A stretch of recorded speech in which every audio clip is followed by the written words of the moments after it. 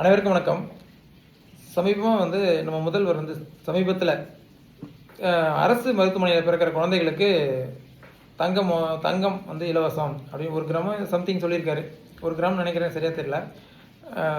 தங்கம் கொடுக்கப்படும் அப்படின்னு சொல்லி ஒரு உத்தரவு போட்டிருக்காரு. அதாவது இவர் பல தேர்தல் வாக்குறுதி கொடுத்துருக்காரு.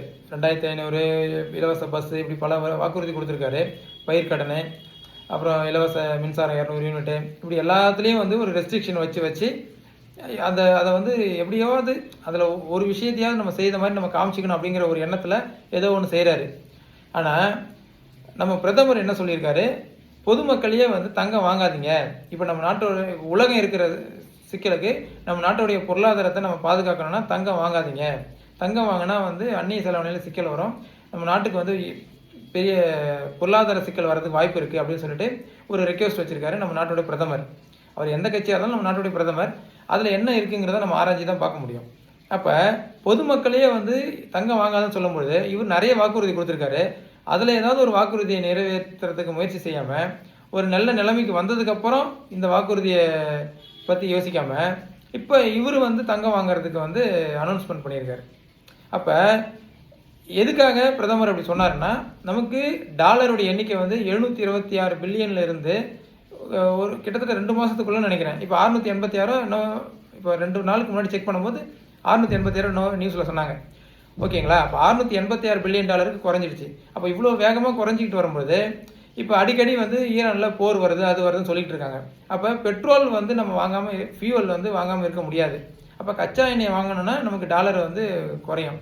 அப்போ இந்த நேரத்தில் நம்மளுடைய நாட்டில் பெட்ரோல் முக்கியமாக, அதாவது எரிபொருள் முக்கியமாக, தங்கம் முக்கியமான, எரிபொருள் தான் முக்கியம் நம்மளுடைய வணிகத்துக்கு எல்லாத்துக்கும். எரிபொருள் எல்லாம் நம்மளால் இயங்க முடியாது. ஸோ அதை மனசில் வச்சு நம்ம நாட்டுடைய பிரதமர் சொல்லியிருக்காரு தங்கம் வாங்காதீங்க அப்படின்னு.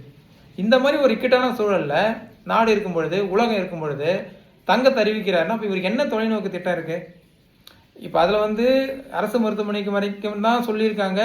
அது மற்றவங்களாம் விமர்சனம் வைக்கிறாங்க. அதுக்குள்ளே நம்ம அடுத்தது வருவோம்.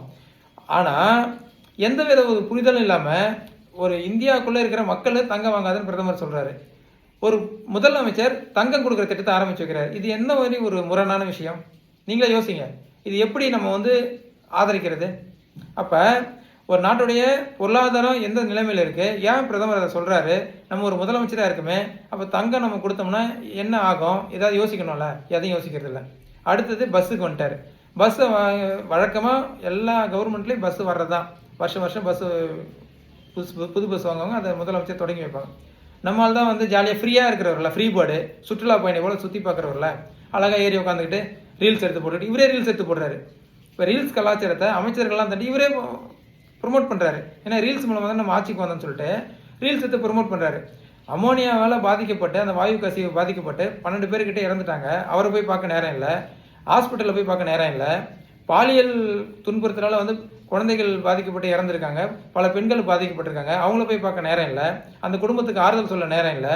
ஆனால் ரீல்ஸ் போடுறதுக்கு நேரம் இருக்குது. சினிமா நடிகைகளையும் நான் நல்லா குறிப்பிட்டு பார்த்துங்க, நடிகைன்னு நான் சொல்லி கொச்சப்படுத்துறோம்ல, நடிகை 2 பாலரையும் தான் சொல்கிறேன். சினிமா நடிகைகளை அவர் வீட்டில் பார்க்கறதுக்கு மட்டும் நேரம் இருக்குது. அப்போ ஏன் இவர் தான் மேடையில் ஒவ்வொரு தடவை மேடையிலையும் பேசினார், பாதிக்கப்பட்டவங்களோட நேரடியாக இருப்பேன்னு சொன்னார். அப்போ பாதிக்கப்பட்டவங்களை நேரடியாக பார்க்கறதுக்கு நேரம் ஒதுக்காத முதல்வர் எதற்காக சினிமா நடிகைகள் மட்டும் நேரம் விடாமல் பார்க்குறாரு? அப்போ நேரம் ஒதுக்கி பார்க்குறாரு. அப்போ என்ன அவருடைய மனநிலை எப்படி இருக்குது? கொண்டாட்டமாக இருக்கணும், நமக்கு மனசுக்கு பிடிச்சவங்கன்னா நம்ம கொஞ்சம், இப்போ நம்ம இருப்போம்ல, ஒரு வேலையை ஸ்ட்ரெஸ்ஸை முடிச்சுட்டு ஃப்ரெண்ட்ஸு கூட பேசினா கொஞ்சம் ரிலாக்ஸாக இருக்கலாம், ஜாலியாக இருக்கலாம். அப்போ அது போல் அந்த மனநிலையில் தான் இருக்கார். ஒரு ஆஃபீஸ் ஸ்டாஃப் மாதிரி இவர் ஒரு முதலமைச்சர். ஆனால் ஆஃபீஸ் ஸ்டாஃப் மாதிரி காலையில் 10 to 5 ஒர்க்கை ஃபிக்ஸ் பண்ணிட்டு அதுக்கப்புறம் யாரும் டிஸ்டர்ப் பண்ணாதீங்கிற மாதிரி இவர் ஃப்ரெண்ட்ஸோட போயிடுறாரு. சிம்புவை பார்க்குறாரு, சிம்ரானை பார்க்குறாரு, கித் சுரேஷை பார்க்குறாரு, அவங்க ஃபேமிலியை பார்க்குறாரு, எல்லாம் சினிமா. அப்போ ஒரு ஒரு பொழுதுபோக்கான ஒரு மனநிலையே கொண்டு போகணும் அப்படின்னு நினைக்கிறாரு. அப்பப்போ ஸ்கிரிப்ட் கொடுத்தாங்கன்னா அதுக்கேற்ற மாதிரி ஆக்ட் பண்ணிவிட்டு மறுபடியும் போயிடுறாரு. இது மட்டும் தான் நடக்குதே தவிர ஒரு கண்டினியூஷனே இல்லை ஒர்க்கில். அப்போ இந்த மாதிரி இருக்கும்பொழுது இப்போ அடுத்த இடைத்தேர்தல் நோக்கி அடுத்தது அங்கே போயிடுவார். அப்போ ஒரு முழுசாக என்ன ஒரு நோக்கத்தில் என்ன வேலை செய்கிறாரு? இப்போ அவங்க கட்சிக்கு மூத்த நிர்வாகிகள் வேறு கட்சியிலேருந்து வராங்க, அவங்கள கூட பார்த்து சந்திக்க நேரம் இல்லை அவருக்கு. அவர்களை அப்பாயின்மெண்ட் கொடுக்க மாட்டாரு. எல்லாருமே புசியானந்த் தலைமையிலையும் அவங்க தலைமையிலையும் சந்திச்சுட்டு இருக்காங்க. அவங்க சட்டசபையிலேயே கூட கட்சியில் சேர்றாங்க. ஆனால் அவர் தலைமையில் சேர்ந்துட்டு இருக்காங்க. அப்போ இந்த மாதிரி ஒரு முதலமைச்சரை வச்சுக்கிட்டு அவர் செய்கிற செயல்பாடுகளை வந்து நம்ம விமர்சனம் செய்யாமல் ரீல்ஸ் போட்டுக்கிட்டு அதில் கொண்டாட்டமாக மகிழ்ச்சியாக அடைஞ்சிக்கிட்டு இருக்காங்க. திமுக ஓட விட்டாரு, அவங்கள ஓட விட்டாரு. என்னங்க ஓட விட்டாரு? என்ன ஓட விட்டாரு? முதல்ல வந்து வேலை செய்ய சொல்லுங்கள். நீங்கள் இதே மாதிரி துதிப்பாடி தான் திமுகவை காலி பண்ணாங்க. அதை விட எக்ஸ்ட்ரா துதிப்பாடிக்கிட்டு இருக்கீங்க. தயவுசெய்து துதிப்பாடாதீங்க. இருக்கிறத சரி பண்ணி நல்லது செய்ய சொல்லுங்கள். நன்றி, வணக்கம்.